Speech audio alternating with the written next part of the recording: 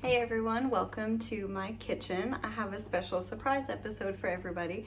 My quail hatched a day early, so we are setting up the brooder right now, and I thought I would just share with you all how I do that and some of the things that I've learned that have made cleaning a little bit easier.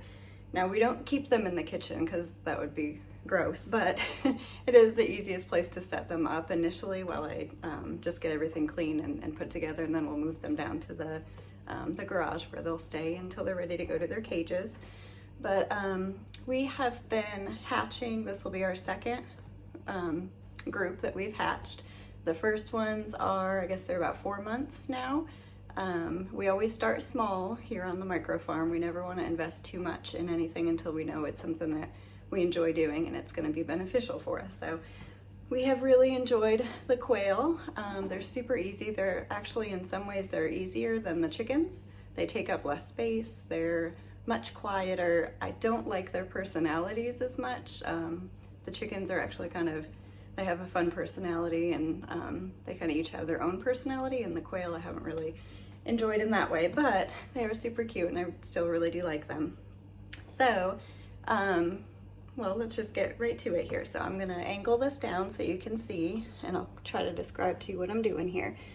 So eventually we'll probably invest in an actual brooder, but we've done this with our chickens and the quail so far, and it's worked really well. But I've cleaned out this bin, this just, plastic Rubbermaid or whatever it is, and I lined paper towels on it. So initially, you don't want to use bedding because they're really just too small. Paper towels are the easiest. And I've learned to place them this direction because when you clean it, you can push them to one side, pick everything up, clean up that section, and then push them to the other side and clean up this section and work your way over. When I used to do it the long way, it was much harder to clean. I found it easier you can kind of fold up the mess in here as you're picking it up, and you don't drop it everywhere, so it's much easier.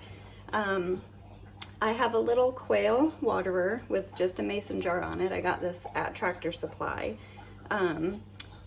You want to have just the tiniest amount of water in here, or put some pebbles in here.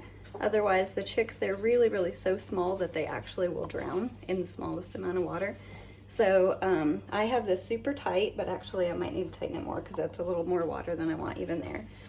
The feed, I use turkey, high protein turkey feed, starter mix I think is what it's called.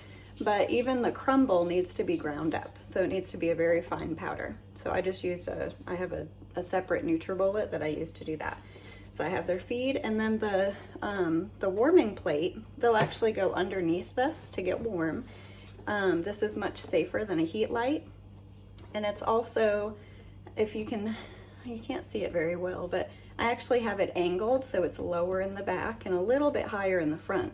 And the reason I do that is that it lets them choose the warmth that they want. So if they're really cold, they can go further back. And if they're a little bit warm, they can go to the front or they can come out. If you notice that all of your chicks are huddled together and they're chirping, they're probably cold. And if they're spreading out here and just seem happy, then it's a good temperature. So this is our setup, and I'm gonna get one of the baby birds because there's a couple that should be dry enough to put in here. So let me grab one real quick.